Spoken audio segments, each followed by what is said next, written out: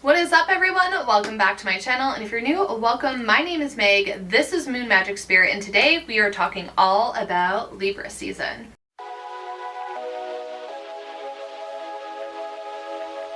Last week we entered Libra season. I had my video on Mabon go up, and by the way, the energy of the seasons lasts more than a day or a week, so if you are wanting to look into Mabon, to learn about it, to see how to celebrate it, be sure to check out my Wheel of the Year playlist. Anyway, some soft promo never hurt anyone, but welcome to Libra season. As we leave behind Virgo's grounded, very detailed oriented energy, we are stepping into like the lighter fluffiness of Libra. Virgo helped us to get organized, to tidy up, to refine, to get things in order. And now Libra is inviting us to pause and kind of take a little bit of a break to seek balance and reconnect with beauty and harmony instead of feeling so like, I don't know about y'all, but Virgo season makes me like a little hard on myself, a little lean into a little too much of the perfectionism that comes with Virgo season. So Libra season is like, it's time to indulge and enjoy, okay? Because Libra is ruled by the planet of Venus, after all. We'll get into that. Also more importantly, the need to pause and seek balance is really auspicious with this time of year because we're in the midst of eclipse season. And if you're like, what the heck is that? I have a video about eclipse season explaining what it means on an astrological level, what to expect, what's happening, why we're pausing, why we're reflecting, like what's going on. So Libra season really is perfect for that time to just collectively pause, take a breath, see what the universe is going to give to us. And also when it talks about seeking balance, seeking that harmony, recognizing the wins, recognizing the challenges, that really does relate and fit into Mabon, the autumn equinox, and the practices over there. So it's overall a very tanky time of year. And if you don't know, tank is an acronym for there are no coincidences, coined by astrologer Lisa Kelly. So let's talk about Libra. Libra is ruled by the beautiful planet of Venus, also rules Taurus as well. So that's kind of where we get the indulge vibes, the beauty, the harmony vibes by the planet of love, the planet of beauty, the planet of harmony, which is why Libras have this natural charm about them. They're very much like into aesthetics. They're very graceful. They're very like Galinda vibes in a sense. And Libras are really great at seeing all sides of a situation. And that's because they will sit there and analyze a situation because their goal is for peace and fairness as the outcome. So they're going to look at both sides, which we'll get to it in a second. It can be a little frustrating, you know, having someone look at both sides instead of just taking your side. But that's what makes them really great mediators. That's what makes them really great friends, because they can bring people together. They can create harmony in a group and remind us of the beauty and balance in life. But on the other side of things, two sides to a coin, right? And this is with every sign. It's nothing personally against Libras. It has a shadow side too. And it could be a shadow side for your own personal preference, because if you're in a fight with a friend, sometimes you just want someone to be on your side and be like, yeah, screw them. Instead, Libra's going to sit there and be like, well, and they're going to look at their side. Libra's going to play devil's advocate for you. And that can get very frustrating and it can be really annoying at times. So, you know, it depends how you take it. So because they see every angle, they can get stuck in indecision as well. And if you have a Libra in your life, you've known this. You ask them where they want to eat. They're like, I don't know. I don't care. What do you want for dinner? I don't know. I don't care. And I say that as a Libra rising. My partner is always like, where do you want to go? What do you want to do? And I'm like, whatever you want. And sometimes I don't know what I want until somebody lays out the options and I'm like, okay, not that. It can be very frustrating having Libra prominent people in your life. And sometimes we'll ask for your opinion, and then hearing your opinion, we'll be able to make a decision. So you may, you know, have a Libra come to you for advice, and you'll spend all this time giving them advice, and then they do the opposite. It's because they were in a state of indecision, and you help them make their choice, even if it may not be the best one. So have a little bit of grace for the Libras. And also them wanting to keep peace so badly they'll avoid conflict. Even in their head, if they know that the other person is wrong, they're so terrified of confrontation. They're so terrified of there being a disruption in their harmony, in their little bubble, that they will be passive. They won't choose a side.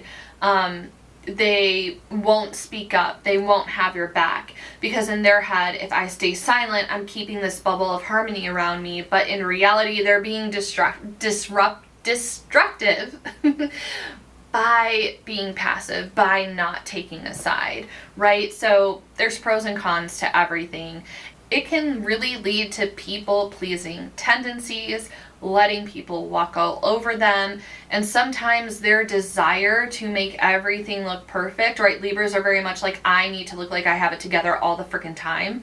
Doing that and trying to make things look perfect on the outside, like you have this perfect life or the perfect family, it's a form and tactic of avoidance of doing the real work, of looking to see what's actually happening underneath. They will live in this state of denial of, no, things are great, things are great, things are great, but it's like you're preventing growth by not taking the look and doing the work. So I'll be done. I'm done roasting Libras now. My Libra rising's like, that felt mean.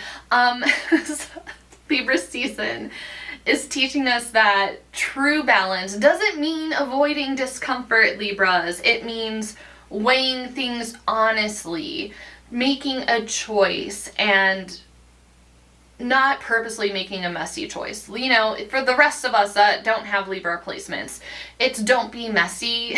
Don't make the messy choice. Try to make the choice that leads to harmony, you know, so take that lesson, take that aspect of Libra for you. So this season, ask yourself, are you choosing peace? And where are you avoiding truth in the name of peace? But you didn't think we're going to get that deep in a video about Libras. But here we are. So let's go ahead and break down the element of air and tell this beautiful little story. So when we think about the different elements, they all have like 3 signs to them. So we have like the baby sign, the middle child, and then like the eldest like evolved sign. So when we think about the element of air, we have Gemini, Libra, and Aquarius, and Libra is the middle child in them. So let's discuss how this ties in. So Gemini is like a soft, gentle breeze, and it flutters around like a butterfly. Like it's not too much, it's kind of there. It's like, I'm so pretty, look at me. It's going to be that gentle breeze that like refreshes you on a summer day. It's light, it spreads ideas, it spreads thoughts, it creates conversation, and spreads it like pollen to the different flowers. So their air is curious and constantly shifting directions, reflecting the dual nature and adaptability. Now, when we think about the opposite end of that, you know, the eldest child of Aquarius. Aquarius is like the powerful, unpredictable gust of wind that's like going to shake things up and bring change.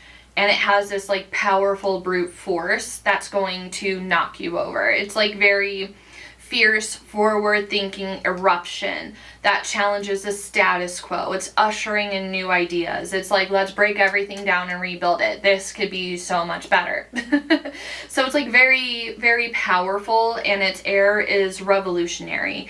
It's about being innovative and occasionally stormy and blowing from the future and leaving nothing behind unchanged. So where do we arrive with Libra? It's in the middle. It's like between like the gentle breeze and the powerful storm. Like, what's a Libra to do? So Libra is going to bring that balance and harmony between the 2 air elements. It's that beautiful autumnal breeze that attunes itself from being warm and cool.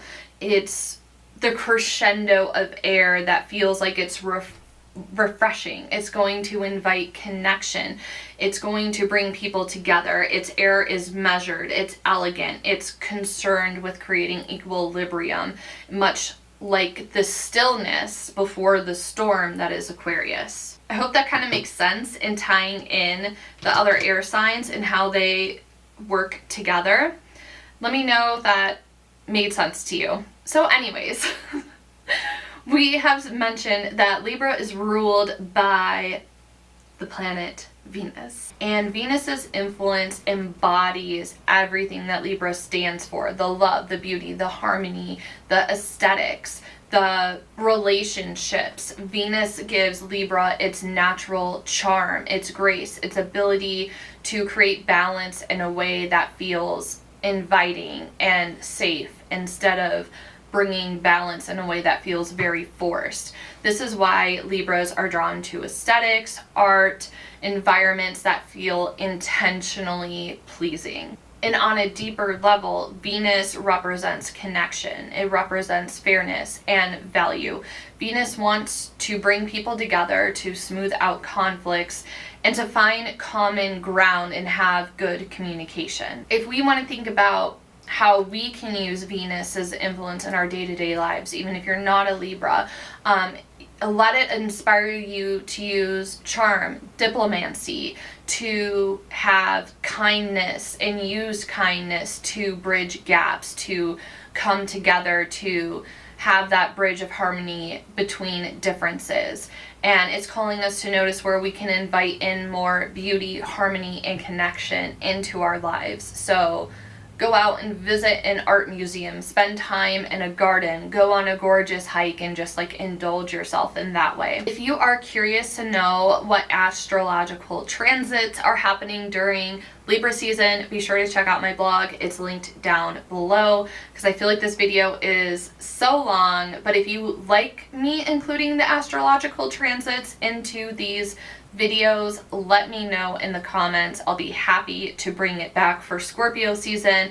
And normally I conclude these videos with a spell, but we're in eclipse season. So again, please check out my eclipse video if you want to know why I personally am not doing big ritualistic manifestation. We're going to do a cutesy affirmation jar instead. So I have this clip of me putting it together, and I decided to write down 15 affirmations because that's going to carry me through eclipse season. It's going to carry me to the full moon in October. So that's why I decided to put as many as I did in the jar. And if you really want to lean into the Libra energy of it all, your affirmations can be framed towards peace, kindness, balance, but more importantly, write down affirmations of what you need to hear right now, what you'll want to hear in the future.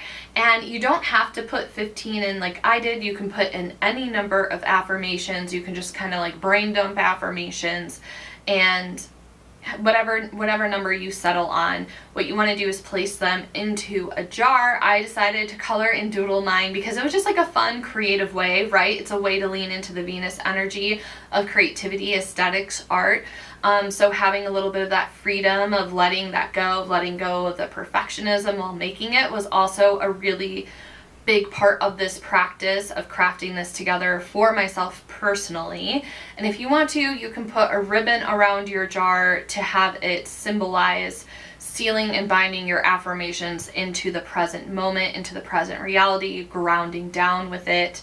And so it can support you day to day. And then also you can just put a ribbon around it because it looks pretty. You can decorate your jar to make it look nice just because you want to. There doesn't need to be significant meaning behind all of that. So this affirmation jar ties into Libra season and ties into the element of air because it's that spoken word. It is using the element of bringing that into your life. And these affirmations are reminders that they live in our breath, that they live in our thoughts, and for them to stay with us as these beautiful reminders. So as Libra season unfolds, notice where you feel out of alignment and take small steps towards restoring that harmony. Like, where do you feel imbalanced from Virgo season? How can we kind of fix that right now? Breathe through the hard moments, through the in-betweens. Trust the balance that you're building and allow this autumnal air to keep you nice and steady, to embrace the flow and change of the seasons. If you would like to go even deeper into this kind of work, I highly encourage you to check out and join me in my community space, Lens of Magic. Our theme this month is Harvesting Your Magic. There's going to be 2 abundance spells available at the end of the month once eclipse season is over in the portal tier, so be sure to check it out. The information's in the description box.